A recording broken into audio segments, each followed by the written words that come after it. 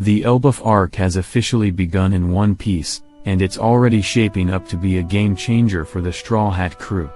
The original East Blue members, Luffy, Zoro, Nami, Usopp, and Sanji, have been mysteriously teleported to a peculiar part of Elbaf. This isn't the familiar land of giant everyone expected, though.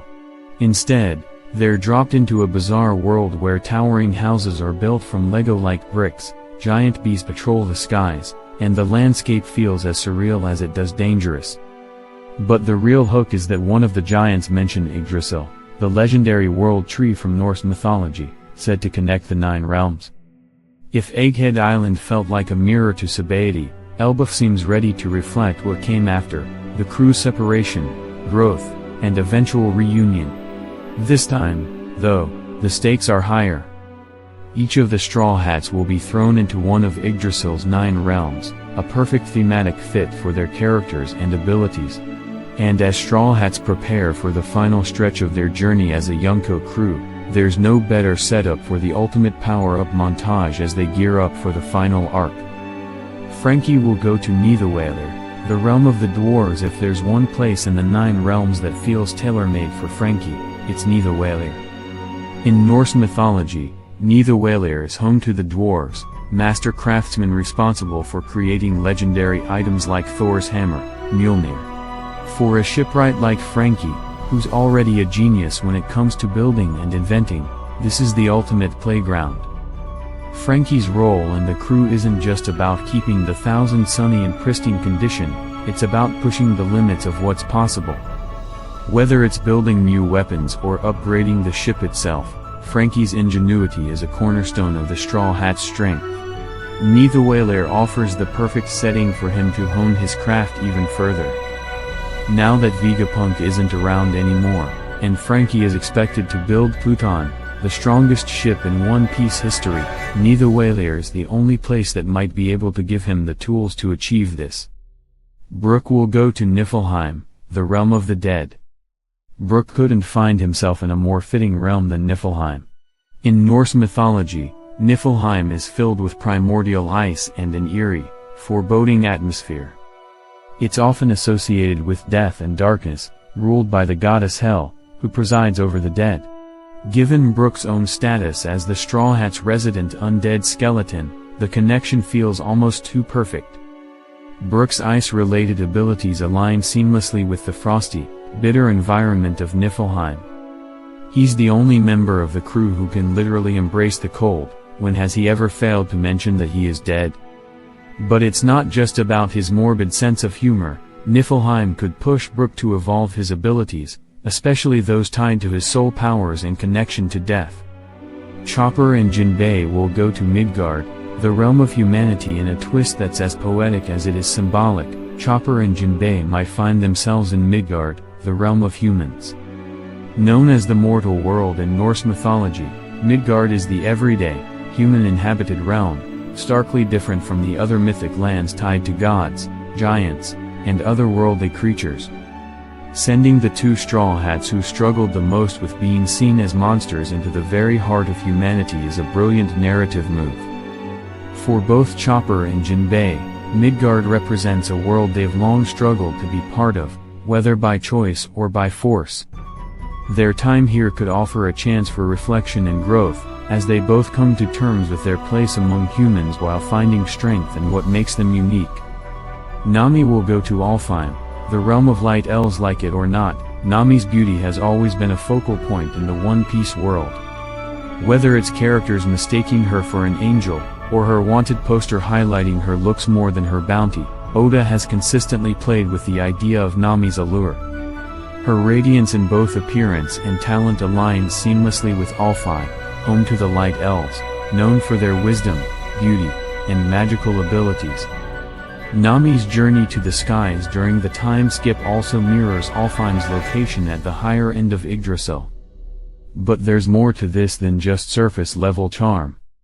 Alfheim, with its deep ties to magic, also complements Nami's growing mastery over the weather through her Klimatact. Given her significance, it wouldn't be surprising if her time in Alfheim sets up a future confrontation with Katarina Devon from Blackbeard's crew, someone notorious for targeting beautiful women.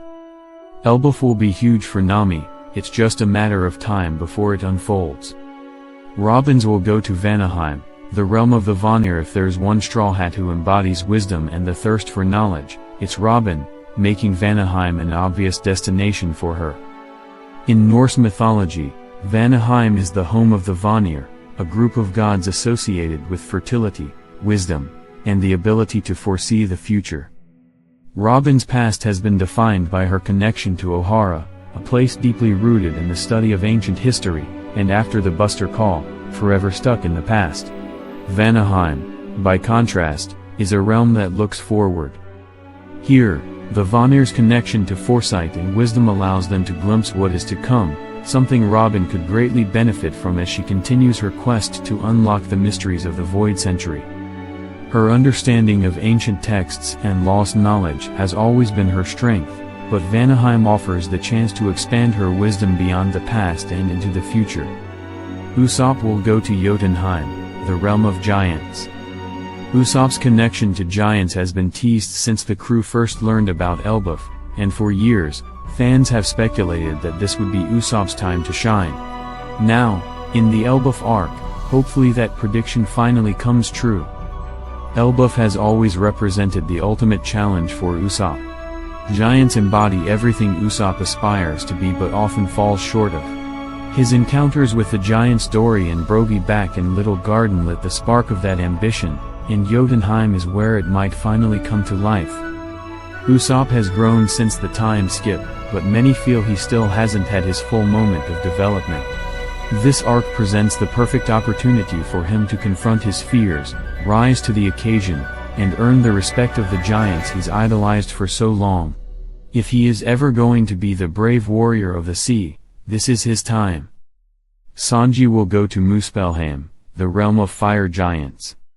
If Brook's ice abilities land him in Niflheim, then it's only fitting that Sanji find himself in Muspelheim. Also known as Muspelheimr in Old Norse, Muspelheim is the realm of fire, home to the fire giants and ruled by the fearsome Surtur. Sanji's Diable Jambe has always been one of his most iconic abilities. In Muspelheim, Sanji has the potential to push his flame attacks to an entirely new level. Surrounded by fire giants and the raw, elemental power of the realm, Sanji could tap into even more destructive techniques, strengthening his signature Hell's Memories or possibly developing new flame-based abilities.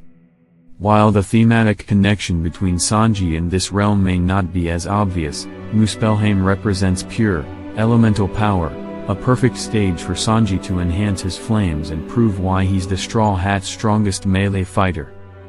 Does Jinbei deserve his spot in the monster trio above Sanji? While fans might debate that Jinbei is stronger than Sanji, it's apparent that Sanji will always surpass the Fishman and remain the third strongest Straw Hat, and one of the wings of the Pirate King. Jinbei has his own importance, but it will never surpass that of Zoro and Sanji. Zoro will go to Helheim as the King of Hell. Zoro's journey in the Elbaf arc seems destined to take him straight to Helheim, and it makes perfect sense. Helheim is, quite literally, the Norse version of Hell, a cold, dark, and desolate realm reserved for the dead who didn't die in battle. It's the underworld of Niflheim, and no other Straw Hat fits this grim domain better than Roronoa Zoro, the King of Hell himself. It's easy to imagine Zoro either training under Hell herself, learning to control the darker, more deadly side of his power, or being forced to fight her in a brutal test of will. What makes Helheim particularly intriguing is its place within Niflheim, the realm of mist and cold. If Brook ends up in Niflheim, we might see a connection between their fates. Luffy will go to Asgard, the realm of the gods. If anyone is ready to stand shoulder to shoulder with gods, it's Luffy. Asgard is where gods like Odin, Thor, and Tyr dwell, a realm of power and authority that mirrors Luffy's growth into one of the four emperors of the sea. But more than that, Asgard offers the perfect stage for Oda to dive deeper into the mystery of Nika, the sun god whose tale originated in Elbaf. In Asgard, Luffy may not just meet gods, he might become one himself. With the world already viewing him as a mythic figure, It wouldn't be surprising if Oda takes this opportunity to fully cement Luffy's role as the embodiment of Nika. The tale of Nika may finally come full circle in the very realm where gods dwell, as Luffy steps into a power and legacy far beyond that of